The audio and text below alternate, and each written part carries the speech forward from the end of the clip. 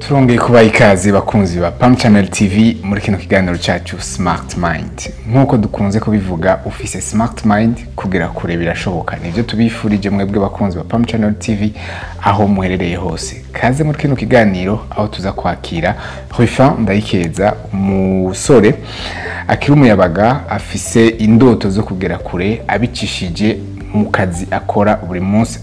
akagakora afadikanije n'amashure yiwe. Mbere Ruffin ninde akora iki? Ni iki cyatumye tumutumira uno munsi kugira aze kutuyagira ibijanye n'iterambere yiwe ninge naribona muri rusangi mu vyo akora. Kaze bakunze ba Pam Channel TV muri kino kiganiro twakire umushitsi wacu.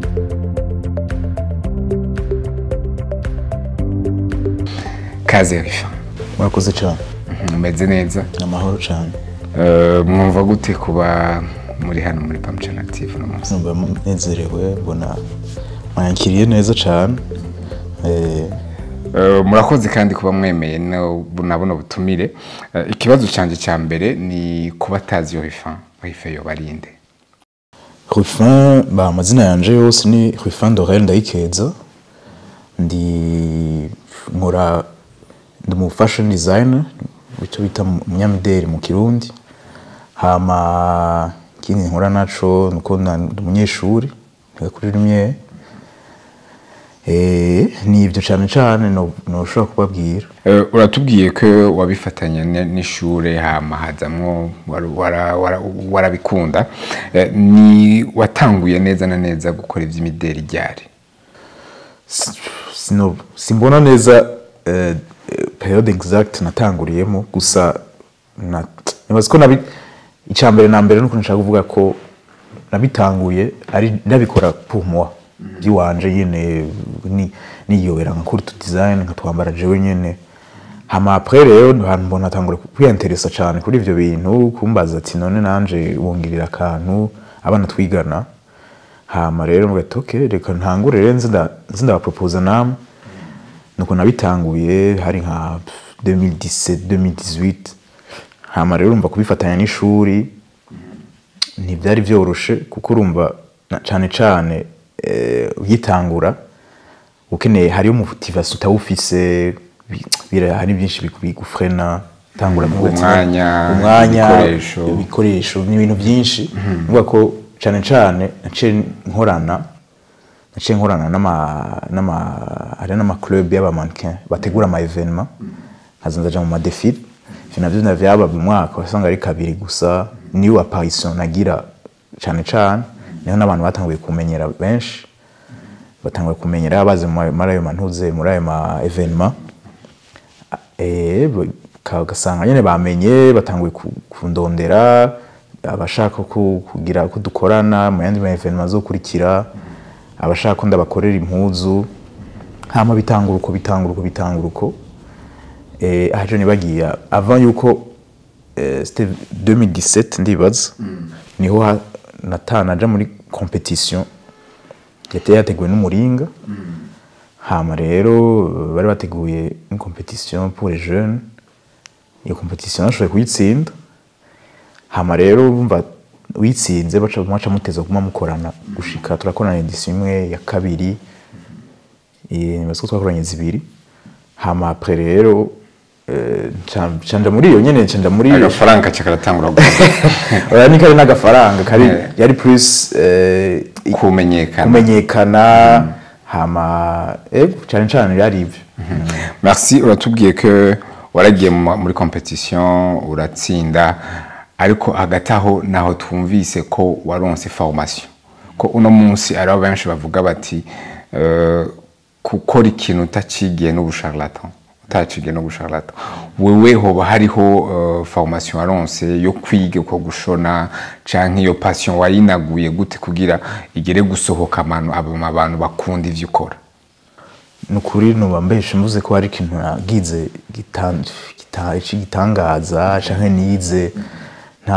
nta formation particulière nagize narani ibintu byari ibintu byo kubikunda. Hama ngira noita chance ndagiye plateforme ayo yose ayo ma agence de mannequin twakoranye barahingura imiryango. Hama ndaprofita kuri yo fan base yabo urumva bari ibintu nyene barubatse imyaka myinshi nabo nyene bategura ibiteramo urumva rero sinakeneye nta bintu byinshi nakeneye nabangikenera kugira menyekane gose urumva narashitse je kuko nabona umenga sinabona ko ari cyane ari byiza cyane nabantu bakubwira ati bandanya bimeze neza urumva rero nta formation nagize ni ibintu nyene byajuko urakoze cyane urumva rero ko ushobora kuba ufise passion ukayikorera ko hama bikazana n'umusaruro mwiza utarinze kugira amaformation hanitse nkuko mushitsi wacu Ruffin ashobora kutubwira malgré yuko ataronse formation ariko qualité y'igikorwa ciwe kirivugira kikerekana la différence ahageze muri secteur bariko rakoreramo hari warashitse no ku ntambwe aho uja mu higano ku rwego rw'ishure Université Lumière de Bujumbura uraba no mu batsinda muri domaine ya art uratahukana gashimwe mbe vyo vyagenze gute ni cyayi cigwa wakuye muri kajya gashimwe watahukanye muri Light Award ya Light Award ni higanwa kuri jewe yari higanwa umva nari baradutumye ko nyene baradusigurira byari byo hama sinuvuga ko ubwo nyene nashiduka ati neza kuja kwiyandikisha muri ibyo bintu mugabo ndabona umenga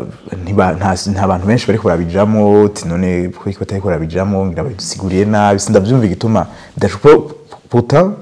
sur le papier gutya c'était intéressant byaboneka neza ubona ko abajene bagiye hamwe baritanga nyene barakora igikorwa gikomeye hama navuga ati okay none ntaco bitwara cyo ndagenda ndiyandikisha niyandikishije rero ndapasa les demi-finales donc navuga ati okay reka nitegure rero en séquence ngene bizogenda nibaza ko numva nyene menga ntegerezwa kugikora kubera jewe nari ndumva je naga muri ntuze faculté tugicara cyane bya economy ugati byo kuri jewe ni nka DAD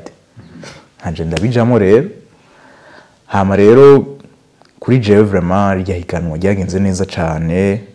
natsinda ikimanza ca kabiri muri nari gushaka kugira byiza gusumba maybe imana sinzi cyabuze na jewe gusa yari higanwa tunganijwe neza cyane twarize byinshi plus concrètement ni kintu wabonye muri Light Award kuri experience ya Light Award uno munsi ugikorerako ikintu cyambere novuga nuko haragiyemo perseverance komeye kubera kuri organisation yabo ababiteguye haragize igihe urumenga viance ndavuga ati none byapfuye bimeze gute Wakora twabona je nabo turabona ko ari abantu babajene nyene kandi vraiment bitanga gose kugira ibintu bigende neza. Navuga numva ni inspiration rukurana ko yari projet bafise ku mutima bashaka gushikana kure hama barashiramo ingufu zishoboka zose kugira bibe nyene biraba baguma bakokara bavuga ati bizoba badekara les dates bizomuzi bagatinane byaranse bimeze gute mugabo à la fin byarabaye byagenze neza bose bararonse amaprix abatsinze bararonse amaprix yego vraiment hama kuri kote yo guteza imbere wewe nka Ruffin networking n'abagushorera ibikorwa vyawe ukubijanye no kumenyekanisha wewe nka Ruffin umu fashion designer bihagaze gute kuri ico uyu munsi umva umunsi wa finale par exemple ufise chance yo kuronka audience nini cyane uwo munsi uri kura presta imbere y'abantu urumva uri kuridandaza mu bisanzwe rero urumva baraguha iyo chance kuri jewe ni audience nshasha n'abantu bashasha ndiko ndadandaza ko nashoboye kuronka une dizaine de personnes bashoboye kumenyana uwo munsi n'ubu tukizinanye tugikorana ibintu hari abanaronsemo ba client icyo nico cyane novuga yego hama reka tugere concrètement muri mu bikorwa nyezi nukora kenshi hano i Bujumbura surtout abajone benshi barakunda gukura kuko bivanye n'ingene turi Bujumbura abantu bose barakunda kubegwa hari igihe umujone ashobora gukura afise iyo passion nk'iyiwawe agakura bikunda ariko yamara kwinjira mu buzima nyabuzima yamaze gukora kwinjira mu buzima bwo kurondera amafaranga ugasanga ya passion yari afise arayihevye agiye mu kurondera amafaranga genre nshatse kuvuga uno munsi wowe uri kurakora modeling urukurambika abantu ugasanga ejo urarangije ishure canke uratanguye ubundi buzima ya passion urayihevye turakunda kubibona hano mu bajone benshi wewe uno munsi wibona gute face iyo realite ihari mu gwaruka rwinshi hano i Bujumbura kuri ico novuga ko kuri jewe personnellement sinibaza ko yego c'est une réalité bimeze uko Bujumbura abantu benshi bari passionné hari benshi twatanguranye hari benshi batangura imyaka iheze mugabo bavuye babivamo ikintu cyambere novuga nuko kuri passion ufise passion vraiment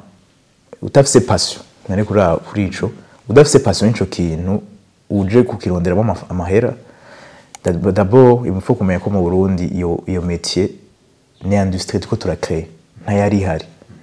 two turayika n'ubu ntiravuka turacari muri bakora kugira nyene comment on appelle ça fondation tugira fondation kugira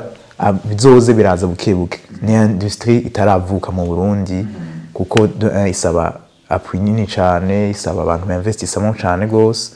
sumuga woroshe na gato sumuga woroshe kandi uravye mugango ni muzu gusa ni ibintu bisaba imitahe myinshi cyane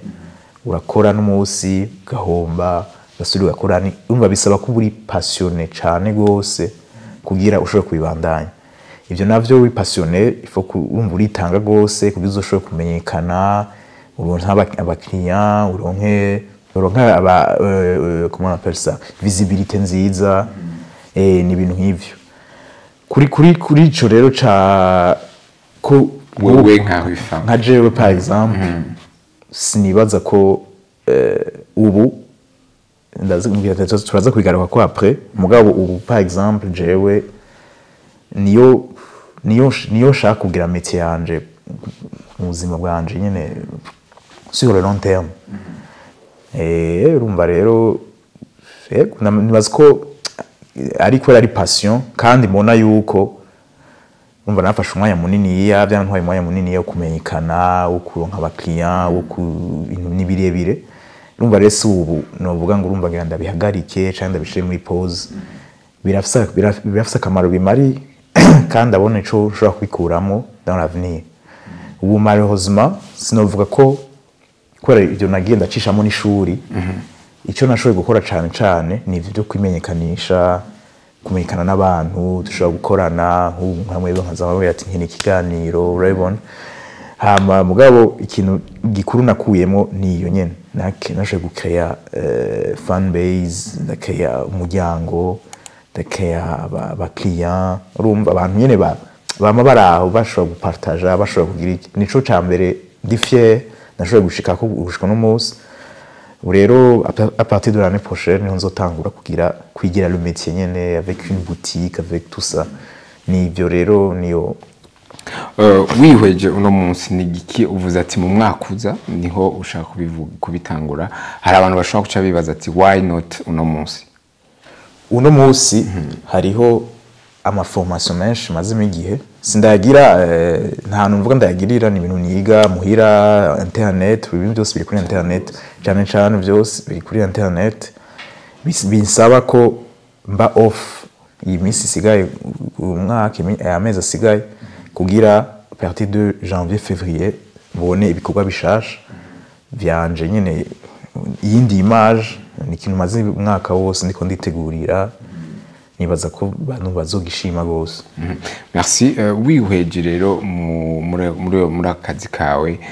wavuze ko atari munzu gusa hari bikenewe ari byinshi n'igiki kikugora kikunda kukugora iyo uronse nk'amamarché mu kuyakora kugira yashikirize abayasavye n'igiki kintu cyambere gikunda kukugora cyane. Bon, ikintu cyambere kingora jewe novuga ni ni professionnalisme yaba couture iyo kuko nakubariye iyo industrie iyo métier ya fashion designer mu Burundi ntiraba tuba turayikrea nyene tuko turagerageza n'abandi bose bari muri industrie ndimo mugabo urumva ntayihari donc bakora kujya bo hari umuntu yo baje gushonesha impuzu yibazo kuyambarira muri weekend umva bisaba kugira ubikore neza bisaba professionnalisme ikomeye cyane ukumva ko ari umwuga wundi teza gushiramwo soin nyinshi urumva ikintu nico kirangora kandi urumva jewe kazi ku fashion design urakrea mu bisanzwe arakantu wavuze kabakuturiye uno munsi abakuturiye namwebwe abafasha mukorana gute abakuturiye bibagorera he abakuturiye ikintu ca mbere kibagora ntibaseda baravuga ati none nk'ubu par exemple je ndashobora gukaya impuzu sur le papier gutya nkayigusigurira ukabona iyo mpuzu uyikora umunsi wose rero pour le couturier ce n'est pas rentable yumvenga nta nyungu rimwe we yamenyereye akora zitatu ku munsi akamahera ateza kuyaronka naho mubwira ati ndaguha ota ajya nyene avuga ati impuzu imwe kweki inkoni impuzu imwe urumva kandi hari gihe bishika mu bisanzwe ari impuzu nyene nziza iteza ku ifise valeur iteza gukorwa umwanya munini ukwiye kurusha perfectionner tout détail twose ku murongo kugira bigende neza rero ico ni ikintu kigoye cyane hama icereke uburyo naco ni mu mamenyestre mu métier yose mu buryo bw'amabukenewe gusa nyene voilà ni ivyo hama face nka wewe rero face iyo défi yo ya collaboration y'abakuturiye na mwebwe ucukora iki cyangwa ko utegekanya gukora gute kugira ejo izina ryo rikomere kuduga hama aussi habeho facilité yo kwekura ama marché uba waronse. Okay. Urumva ni nk'ivyo nakunda kubwira ko ari projet maze umwaka ndiko nditegurira pour l'année prochaine evuga yuko jewe ubu nahisemo kuvyigira byose donc processus yose nkayimetriza c'est-à-dire la coupe la couture yose assemblage yose nkagira le vêtement kuko nasanze notakaza umwanya munini cyane no guma muri ya routine nyene kutumvikana nabo ko ntibafise vision imwe na jewe pour moi je crée une marque mondialement connue urumva deja nunga muri sindashikaye urumva rero ubunye ifo ko nshama inguvu nyinshi kwera imyaka ikiragenda kandi je kuri je ndabona ko bishoboka ni kuvuga yuko rero ubunye j'ai pris la décision yo gufata nkavyigira jewe nyene vyose hama comme ça bagashobora kubona le vrai Ruffin nyene touche ya vrai mubara hari abantu bambira ngo je ndayibonye impuzu hano avuga ati ni Ruffin mugabo ubu nibaza ko avec iyo facilité nzoba ndiye panwi nshobora kubikora jewe nyene bien sûr umukeneye umuntu agufasha mugabo uri ari direction ari bifise teza kubiyego kugira wereke réellement l'équipe vision office hari ikintu uvuze ati abakeneye kubona babone neza reka ndabahe astuce ingene bashobora kubona les produits zawe bashobora kuja kuri Instagram yawe ni Ruffin d'or alors déjà mpuzu y'abaye mu événement ushoboye kwambika aba top model no kuri ni mpuzu za bien sana ziri classe ushobora kwambara mbere mu événement yose haba mu événement y'imanza z'ubugeni mu manza usohose bisanzwe aro ma style yose nashoboye kuraba jewe personnellement so namwebwe mushobora kujaho kugira murabe touche ariko aravuga réellement uko imeze hama Ruffin watubwiye ko uhora ukorana n'ama événement côté événement kuri mwebwe aba fashion designer nizahe challenge muhura nabo avec les top modèles mba muri murakorana bon ikintu ca mbere nuko nakubariye biragoye cyane kuko urabona nko nabivuze ibyuko iyo industrie ikiriko iraduga nivuga yuko harama kiteme badarespecta hakajamo by'ikigenzi guraza akaza mu top model atari professionnel akaza nyine ukabona ko iyo mpuzu yawe atayihaye valeur nkuko wewe wavyifuza nuko ukavuga ati none bantumiye urabona aho bihera avuga ati none ndabihebe ngire gute urumva à part ça vraiment je ndabashimira cyane abantu babitegura kuko nanje naronse chance yo gutegura un grand événement kuri ya mode c'était en 2020 hama ndabona ukuntu harimo challenge nyinshi cyane ni kuvuga yuko abantu bose babikora vraiment bakabikora bigasohoka bigasa neza chapeau kuko ni ibintu bigoye gose kwantesa abantu bakaza pour une soirée kuko mu bisanzwe faut que tumenye ko la mode kuva kera yo c'est comment dire c'est un métier noble ni bintu pour une certaine classe nene kuva kera urumva si ibintu twosha duhindura ngo tuyishe kuri 2000 francs entrée urumva ntivyoshoboka bisaba ko utegura amatara utegura stage nziza utegura utuntu we hari ubwo bien sûr hariyo kundi ushobora kubitegura ukabigira en plein air ukabigira iki mugabo style hariyo standard minimum tezo gukorera ko kugira bigire bitume uboneka bitume usohora ikintu ciza hama wowe nka Ruffin kugira quels sont tes critères kugira wambike umuntu selon ama objectif yawe nk'ubu uvuze uti iyi mpuzu ndayikoreye ku muntu ameze uko est-ce que nabantu abari bo bose ushobora kwambika canke impuzu yikoze kugira uyambika umuntu nko muri evenement canke umuntu uyihereza umuntu ayambare urabiki bon jewe nibaza ko ari contrairement y'abandi musanze uko biteza kugenda uko bimetimeze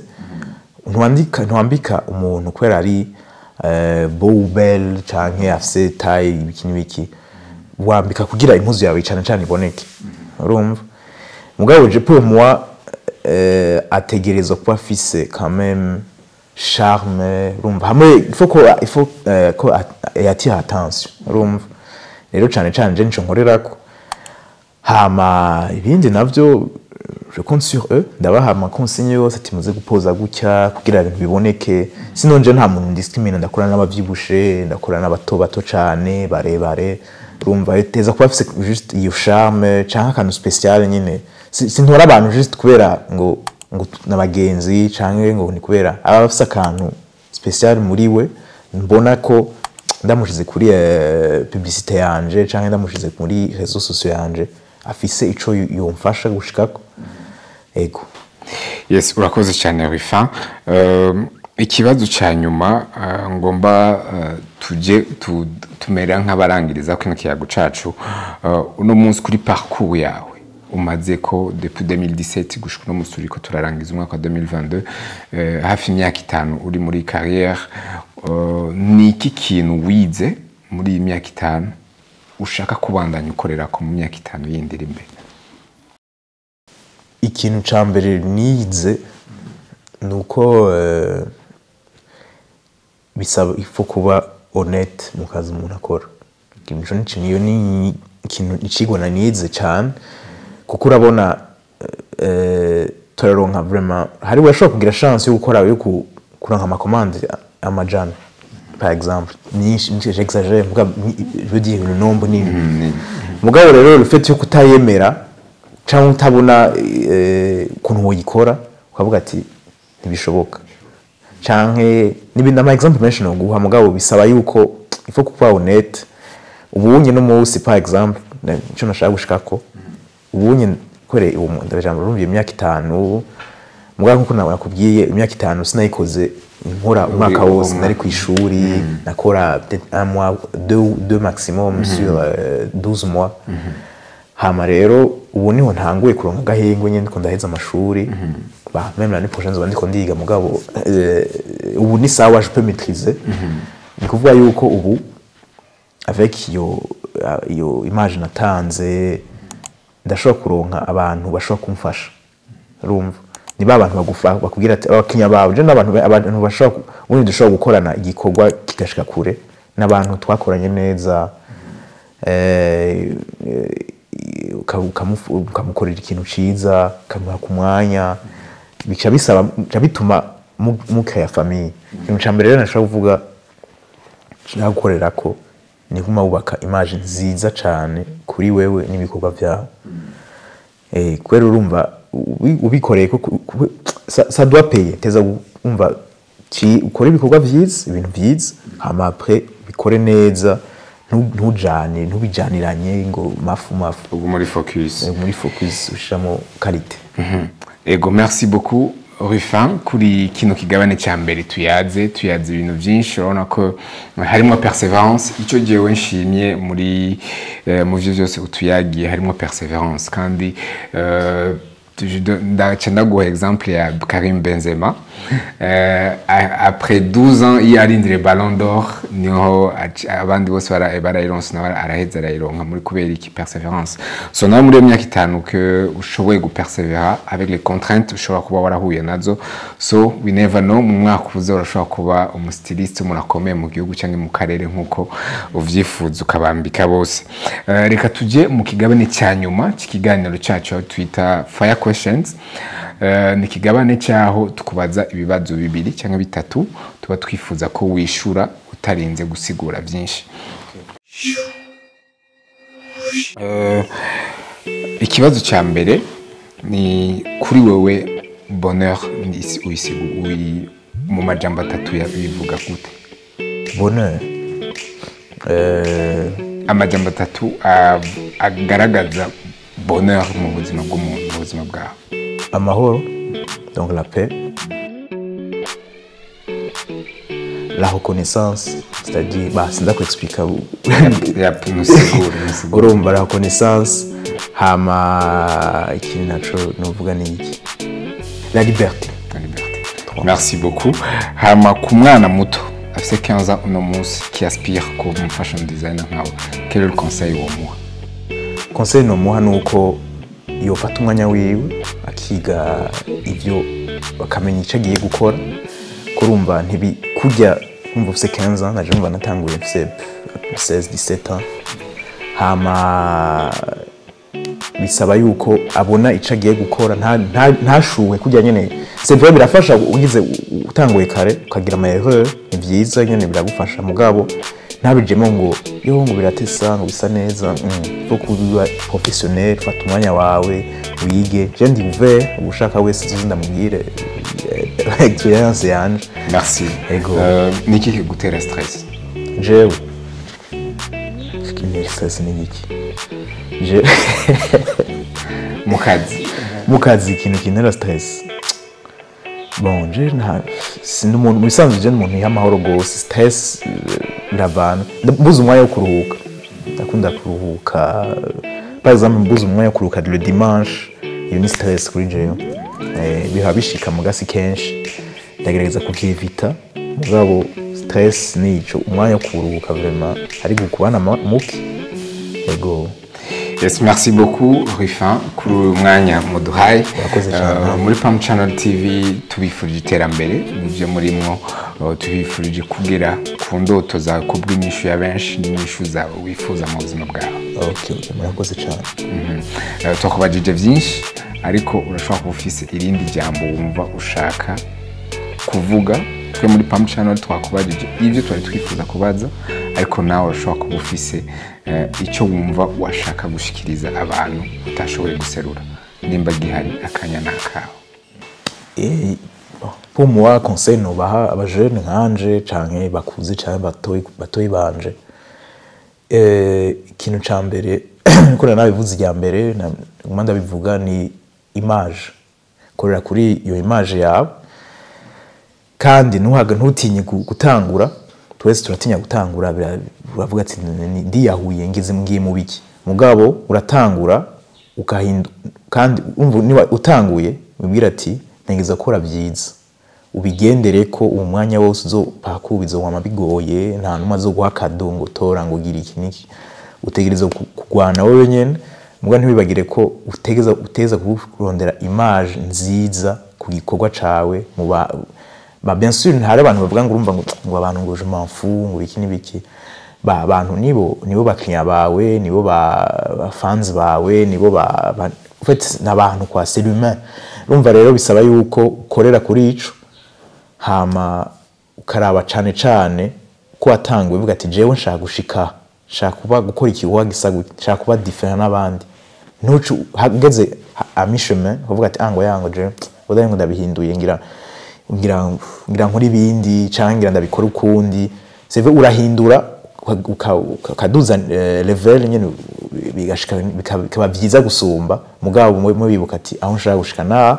nza gukora byiza kugira bizobimwa bifise image ikintu cyambere je nashaka gushikira ko rero nico cancan ni image y'igikorwa cawe isanamu y'igikorwa cawe ni image yawe wenyene ubikora comme ça nta kintu na kimwe no uvuga ko ba bien sûr il faut gusenga hari aussi le facteur chance mugabo avec ça uteza gushika kure rero nivyo nashaka gushikiriza rero bonne chance kuri mwese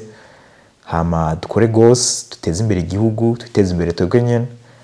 voilà merci. Yes, merci rero bakunzi ba Pam Channel TV mwari kumwe na Branly Nzihindura mu kiganiro Smart Mind dusubire kandi duhure mu ndwiza mu kintu kiganiro nk'iki nyene aho tuba dufitiye uwundi mutumire ari smart nkuko twama tubikora.